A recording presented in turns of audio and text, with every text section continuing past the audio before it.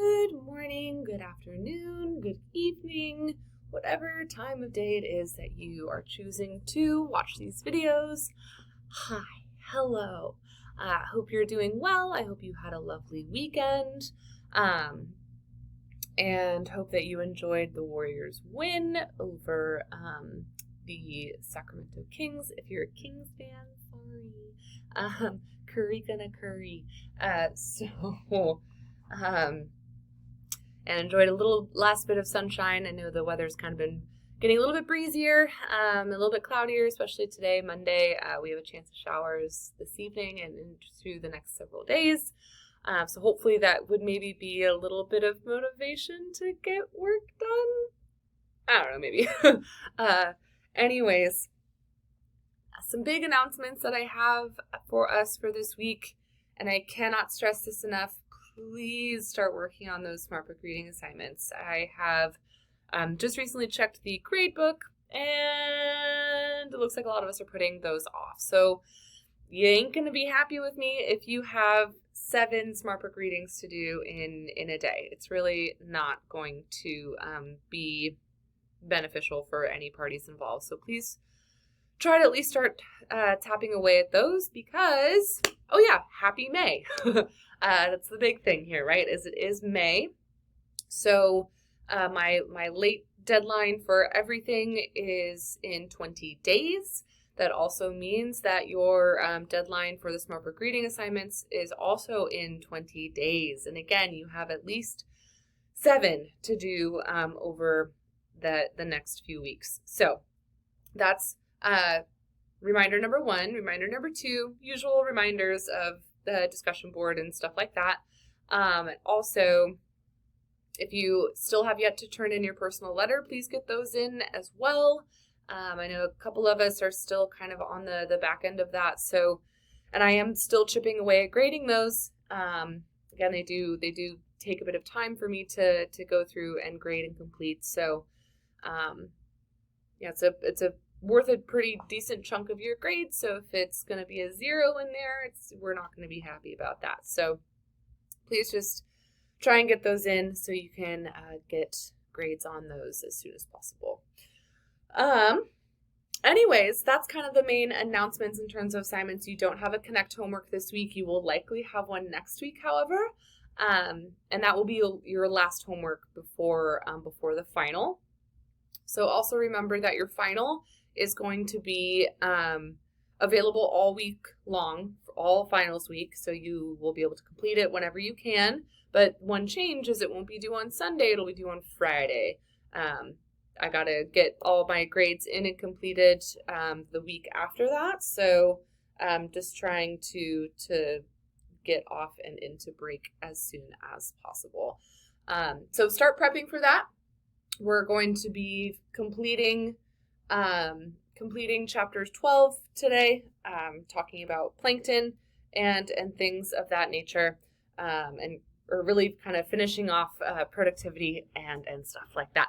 And then we'll start talking about the swimmers of the sea in more specificity and mammals and stuff like that. So all of that said, let's get into this week's videos. So I asked on when we met together on Thursday what the word productivity means to you. So what does it mean to be productive? It doesn't even have to go back into the ocean necessarily, but what does it mean? Basically means any sort of sustainability of life. So can life happen? And for the most part, we saw, because there was, if you recall, we left off with a map of the world and looking at chlorophyll concentrations, and we saw where there's these kind of productivity deserts in a way, as well as productivity hotspots. So what we're going to talk about today are some of the requirements for primary productivity. And just another note, this is in terms of the surface oceans. This isn't really taking into account quite yet the bottom parts of the oceans. So we're really just concerning ourselves with what's here at the surface. So just to give ourselves a wee bit of a reminder about what photosynthesis is, Nothing really new here, but basically we're going from CO2 with water and energy provides us with sugar and oxygen. Respiration, of course, is the other way, with oxygen and sugar being consumed and energy, water, and CO2 being the product. So we need a couple of things for photosynthesis to occur. Think to yourself what those things are. Boop, boop, boop. What are they? What are they? What are they? All right, we're going to start off with the first one is sunlight. We've talked about light when we talked about adaptations. We talked about things like, excuse me, at the very beginning we talked about photosynthesis and like how things have changed over time. So these graphs here are absolutely nothing new. We talked about the photic zone and the aphotic zone a few lectures ago. And so it's basically this idea of the sufficient amount of light for photosynthesis to occur. And that value varies from location to location, right? Not only does it vary because of sun angle, but also, how murky is the water? Is it nice and clear, or is there something in the way? And then we have the aphotic zone where there's no light penetration at all. And again, this varies by latitude, season, and turbidity. So how turbid, how murky is the water? What season is it? What latitude are you at? If you're closer to the equator, you have a much more direct sunlight. So you're going to be able to have further light going down the water column. Whereas at the polar regions, because it has such an intense angle, the light is not able to go down as far. It's not as strong, basically. So the cause of photosynthesis is because of this cutie right here, this chlorophyll A and other pigments. So what they do is they absorb the solar energy and convert it into chemical energy. Wouldn't it be wild if we could do that with our skin, just like lay out in the sun and like not have to get up and get snacks and go out to eat and all that kind of stuff? It'd be kind of funny, right? It'd be like, oh, okay, cool, this is fine. But our skin does not contain chlorophyll, but plants do. Most plants do. So that's kind of a cool thing. So some examples of macroscopic marine algae are some examples here. So we have brown algae in the top left, sargassum or kelp in the bottom left. Top right is spongeweed, and bottom right are both examples of green algae and red algae. So some of the sargassum or a lot of the seaweed are usually attached to the bottom of the floor, but some can float. They're usually classified based on the color of the pigment, hence like the green versus red versus brown algae. The brown algae is usually in colder temperate waters, and green algae is usually more common in fresh water. So if you recall from that harmful algal bloom map that we looked at last time I saw you, we noticed that there were green spots away from the ocean. So that's really just to kind of showcase that algae does happen not just in saltwater, but also in freshwater.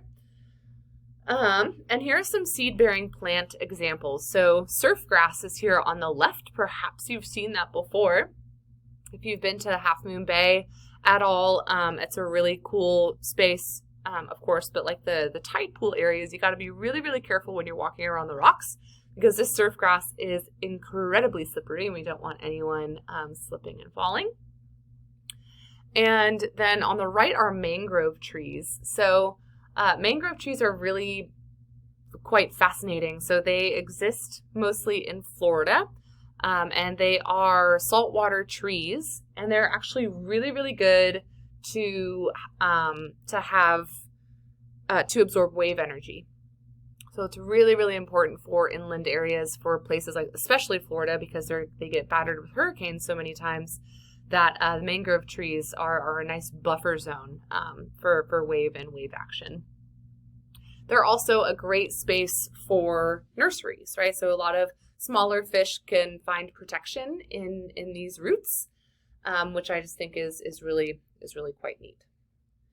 And then going back into that idea of turbidity and how murky water is, I have some examples of some areas where we can see from satellite that are pretty murky.